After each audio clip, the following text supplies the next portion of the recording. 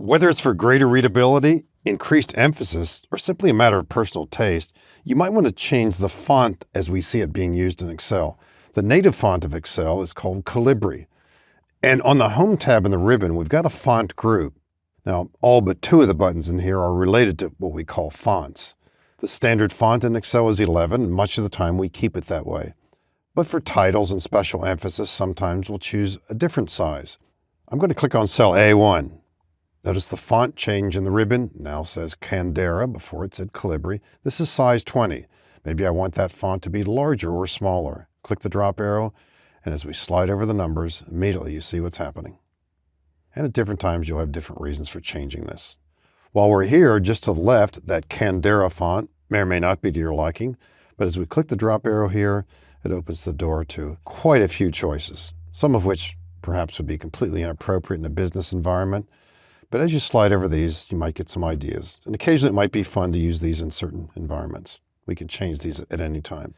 In Microsoft Word, the native font is Times New Roman. And a lot of people use that for titles. There's Times New Roman. Currently it's bold. That's certainly a feature. A lot of times we want to apply it to text to make it stand out.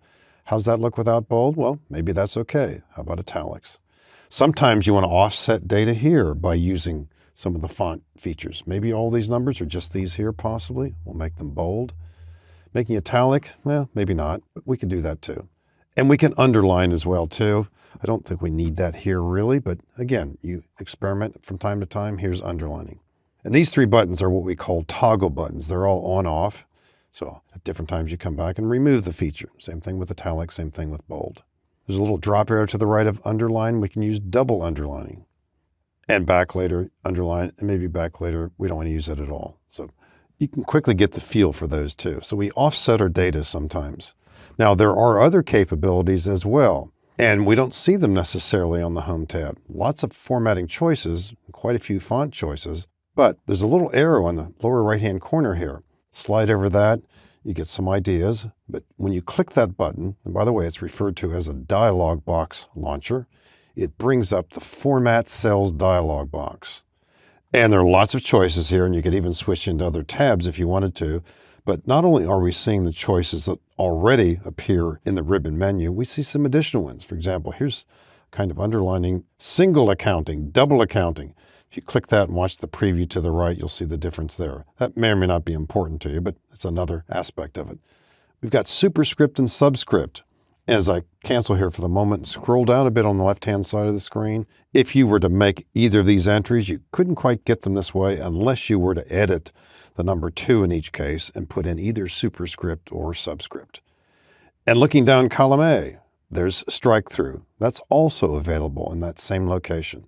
And you can also quickly get into that same dialog box at any time by pressing Control 1.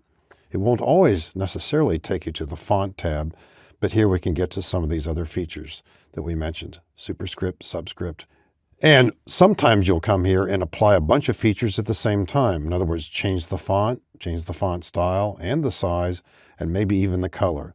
When you change the color of font, be careful. If you're using numbers, making them red sometimes denotes negative, so you want to be careful with that. If I use it here on cell A26, that's probably not going to be too significant. I'll make it purple maybe or blue. And of course, a lot of these colors don't work so well on a white background, but we see that effect too. So we've got different reasons at different times for changing either the font or the font size or the font color, and some of the other related features related to fonts by way of this button, the dialog box launcher, which brings us into the Format Cells dialog box on the Font tab. In addition to the many different ways to display fonts in Excel, you also have a variety of border options and color background choices to accentuate your data. And both of these features are found on the Home tab in adjacent buttons. Here's a Borders button right here, and just to the right of it, the Fill Color bucket. I want a border around these cells. They're the only cells within this worksheet that are pure numbers. I want the data to stand out just with a border around it. Clicking the drop arrow on the right side of the Borders button reveals all kinds of choices. How about thick outside borders? Now, many times when you apply a borders features, you're not quite sure if it worked until you click outside of the highlighted area. Well, we've got a border there. In other words, you just can't see it as clearly while it's highlighted. I'll come back here and maybe try a few others. We could put a border on every single cell. How about all borders? it has that look. And there's one other approach to this too. Cells are highlighted. We'll come back again with border and consider at the very bottom more borders. And maybe we want to use color here as well. So how about color for starters here? We use a dark red and maybe a certain line type. How about a dash line? And then as we apply it to the grid to the right, we could choose outline first. You see the red dashed outline. How about the inside of the cells as well too? So we're getting a preview ahead of time. And there's some unusual choices here like diagonal lines, which I think you wouldn't need to use very often. Let's click OK. And now we've got that effect. Another approach to borders is with these cells highlighted, let's say you wanted those to stand out in a certain way. Here's that drop arrow. This time we could draw border. We could draw a border around the perimeter, or you saw the other choice there, draw a border grid.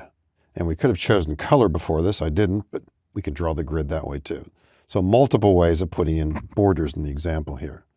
Now, color background's an easy choice, and sometimes people go overboard with this. We might want these cells to stand out in addition to the border or without the border, either way. Here's the fill color bucket. If the color that's there that's visible is the one you use, just click the bucket. There it is, it's yellow. If you use another color, you want to be sure that it's fairly light so that the text shows through. That's not so good there, and this is pretty bad. I think you can quickly see what's going on here. And if you just can't find that color you want, well, come back again and go into more colors and probably spend way too much time looking at this. 127 different choices, but if it's got to be a certain color, you could make that choice. And again, we tend to use these to make certain parts of a worksheet stand out, give it more emphasis, more pizzazz. Sometimes we say it that way. So a variety of different techniques here using either border features and or color background, both located on the Home tab to provide greater emphasis to our worksheets.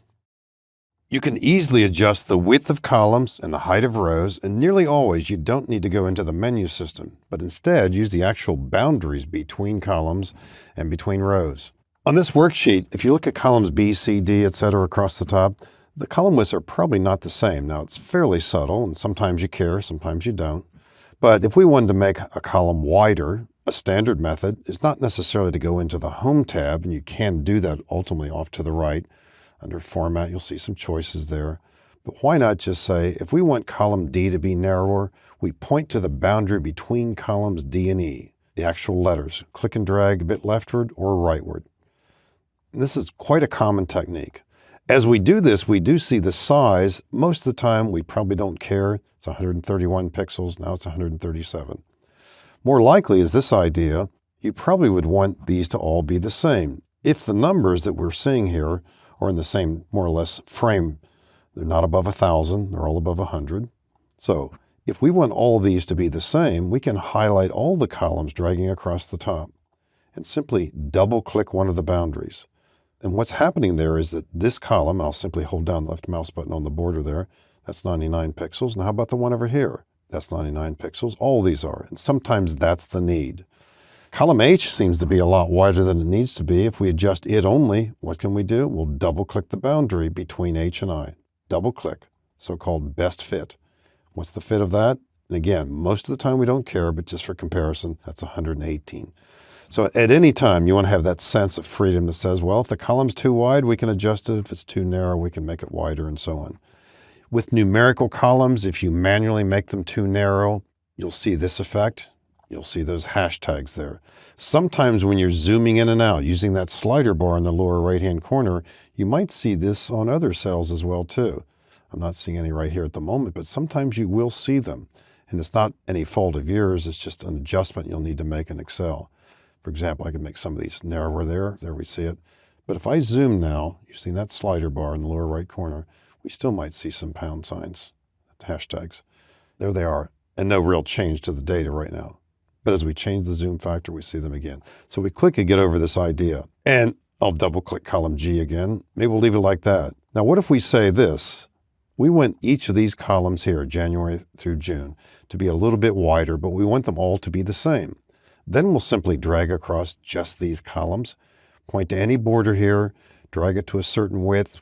Once again, we're probably not really counting pixels, but if we drag it right here and let go, they're all going to be exactly the same width. Now, this cell A1 could be merged. Eventually, we might want to merge it, but we haven't done that just yet. And you might not be familiar with that feature. So what if I'm saying, let's make all the columns be a so-called best fit? Maybe H is too wide, I is too wide, February is too narrow. Let's adjust them all at once. What do? Click in the upper left corner. I'll double click. That means best fit. But look what happens. Because this is in column A has been readjusted to handle that data. But if we merge this, and I'll do it right now, drag across this and all those other cells out into column I, we can use this merge and center button. There it is. And now if we click in the upper left corner, readjust those column widths, see what happens. So we can easily make adjustments here. If I wanted to print this out for some analysts and we wanted to have some space between the rows here, we could insert rows, or better yet, let's just change the row height. So I'm going to drag across just these 4 rows here, and then point to one of the row boundaries. Maybe make these twice as tall, 3 times as tall, something like that. Let go, and we see that effect. And we could, if we wanted to, although major here, we could highlight these, and on the Home tab, we could put these in the middle of the cell from the top bottom. And after a while, if you want to return this list to its more normal appearance, click in the upper left corner, and then double-click any row boundary. So for all the different methods we saw here for adjusting column widths and row heights, we relied on dragging columns or row boundaries or double-clicking on those boundaries instead of going through the menu system. And these are techniques that you will use frequently as you work with Excel.